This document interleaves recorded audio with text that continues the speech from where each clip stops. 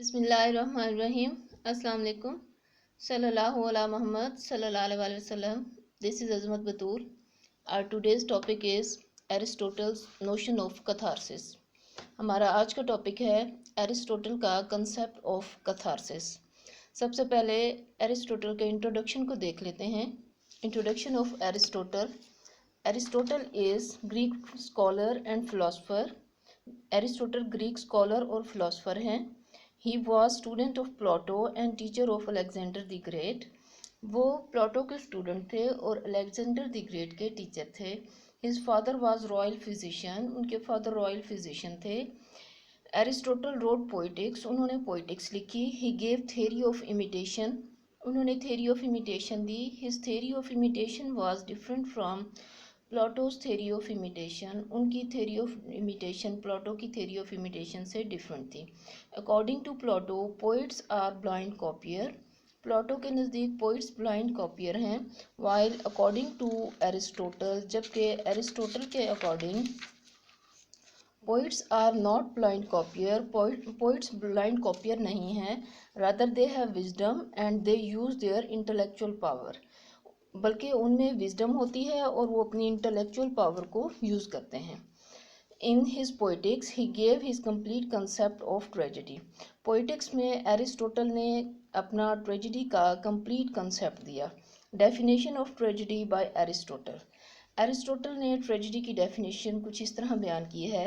Imitation of an action that is serious and also as having magnitude complete in itself in a language with pleasurable accessories, each kind brought in separately in parts of work, in a dramatic, not in a narrative form, wherewith not in a narrative form, with incidents arousing pity and fear, wherewith to accomplish its catharsis of such emotions.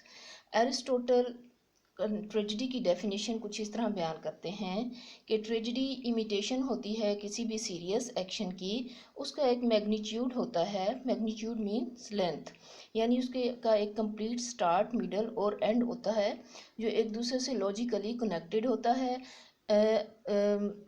Tragedy जो है वो एक ऐसी language में उसको dramatic वे में dramatic वे में बनाया जाता है कि उसमें प्लेयरेबल एसेसरीज भी होती हैं।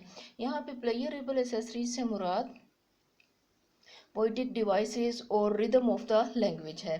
फिर वो कहते हैं कि ट्रेजेडी में इंसिडेंट्स जो होते हैं वो ऑडियंस में पिटी एंड फियर को अराइज करते हैं और ये पिटी एंड फियर के जो इमोशंस होते हैं ये ऑडियंस के कैथारसिस का बायस बनते हैं। यानी कोई भी ट्रेजेडी एक ऐसा प्ले होती है जिसमें इंसिडेंट्स ऑडियंस में पिटी और फियर को के इमोशंस को अराइज करते हैं जो एंड में उनके कैथारसिस का बायस बनता है।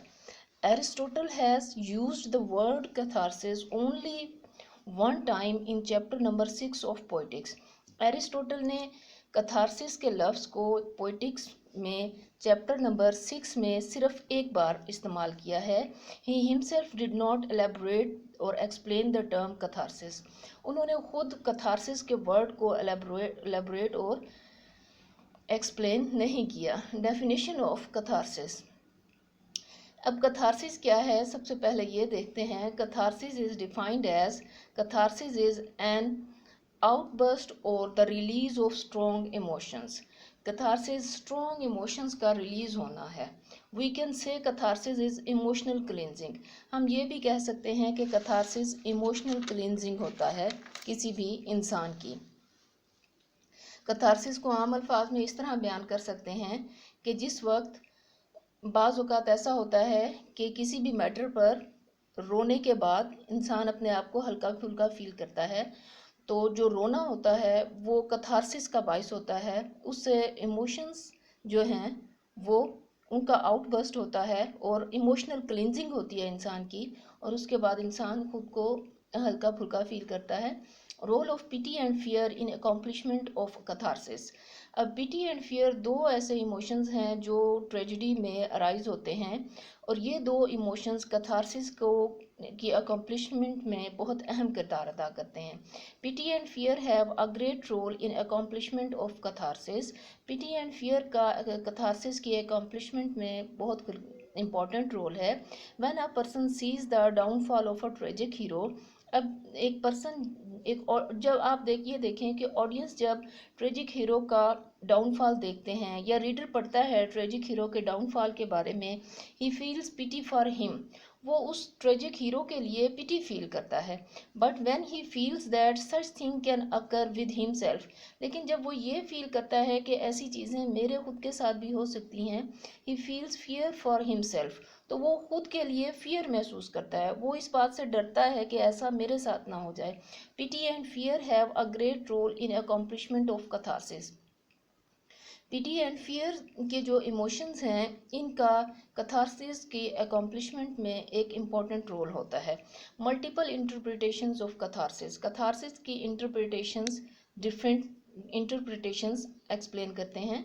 Aristotle has not elaborated the term catharsis, Aristotle ने कैथारसिस की टर्म को एलेबोरेट नहीं किया। Elaborated the term catharsis, different schools of thought have given multiple interpretations for catharsis.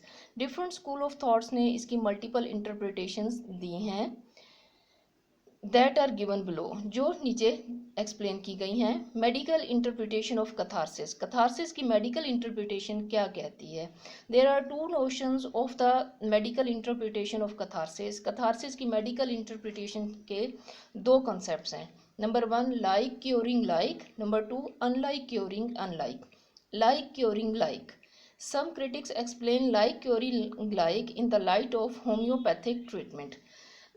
Like curing like को क्रिटिक्स होम्योपैथिक ट्रीटमेंट के रोशनी में explain करते हैं, in which a small amount of same thing is use to cure the large amount of the same thing. इसमें किसी भी चीज़ की स्मॉल अमाउंट को यूज़ किया जाता है उसी चीज़ की लार्ज अमाउंट को क्योर करने के लिए। When inner emotions and outer realities do not match, जब इनर रिलेशन इमोशंस और आउटर रियलिटीज़ किसी भी शख्स के इनर इमोशंस और आउटर रियलिटीज़ मैच नहीं करते, तो a person feels disturbance.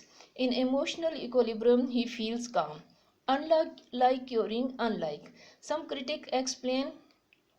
critics explain unlike curing unlike in the light of allopathic treatment, in which opposite is used to cure opposite. Allopathic treatment से इसकी एग्जांपल दी गई है जिसमें opposite को यूज़ किया जाता है अपोजिट को ट्रीट करने के लिए। For example, when someone feels sad he watches comedies, जैसे अगर कोई सैड फील कर रहा है तो वो इसके लिए कॉमेडीज देखेगा। इसको अनलाइक क्योरिंग अनलाइक की एग्जाम्पल कहा जा सकता है। Psychological interpretation of catharsis, catharsis की साइकोलॉजिकल इंटरप्रिटेशन, ये उसकी सेकंड इंटरप्रिटेशन है। Psychological interpretation of catharsis focuses on the state of mind of a person. Psychological interpretation of catharsis इंसान के माइंड पर फोकस करती है and his realization of the world, और इस बात पर फोकस करती है कि वर्ल्ड को कैसे रियलाइज करता है। When a person sees the downfall and miseries of a character, जब कोई भी पर्सन ऑडियंस रीडर डाउनफॉल देखते हैं ट्रेजिक हीरो का, he realises that people are also facing misfortune in the world, वो ये रियलाइज करते हैं कि दुनिया में और भी लोग हैं जो मिसफॉर्चून को फेस कर रहे हैं।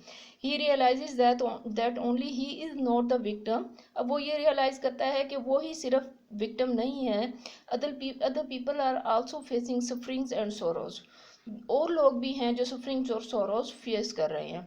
The state of disturbance of audience decreases by this, इस किस्म के कैथारसिस में और ट्रेजिक हीरो का डाउनफॉल देखने के बाद ऑडियंस के माइंड की जो स्टेट ऑफ डिस्टर्बेंस है वो डिक्रीज हो जाती है, यानी दूसरों का बुरा हाल देखने के बाद अपना हाल कुछ बेहतर लगने लगता है। Purification theory, according to purification theory catharsis purifies the soul of a man. Purification theory के मुताबिक कैथारसिस इंसान की सोल को प्योरीफाई करता है। A person feels lighter after discharge of negative emotions with tears, रोने के बाद नेगेटिव इमोशंस जो हैं वो इंसान के अंदर से वो रिलीज हो जाते हैं, ख़त्म हो जाते हैं, और वो खुद को हल्का फुल्का फील करता है। Catharsis purify soul, catharsis soul को प्योरीफाई करता है। इसकी फोर्थ इंटरप्रिटेशन है clarification theory. Clarification theory of catharsis is different from all other theories of catharsis. Clarification theory of catharsis catharsis की तमाम अदर थ्योरीज पीछे जो हमने डिस्कस किए हैं थ्योरीज से डिफरेंट हैं। All other theories of catharsis focus on audience. जितने भी हमने पीछे थ्योरीज पढ़ी हैं कथारसिस की, वो ऑडियंस पर फोकस करती हैं और बी होल्डर या बी होल्डर पर। While the clarification theory focuses on text, जबकि क्लैरिफिकेशन थ्योरी जो बहुत इंपॉर्टेंट थ्योरी है ये टेक्स्ट पर फोकस करती है। According this theory the events in the tragedy should be arranged in a way that they should arise pity and fair.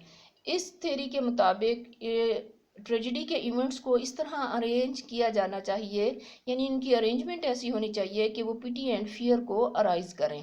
Pity and fear have important role in accomplishment of catharsis.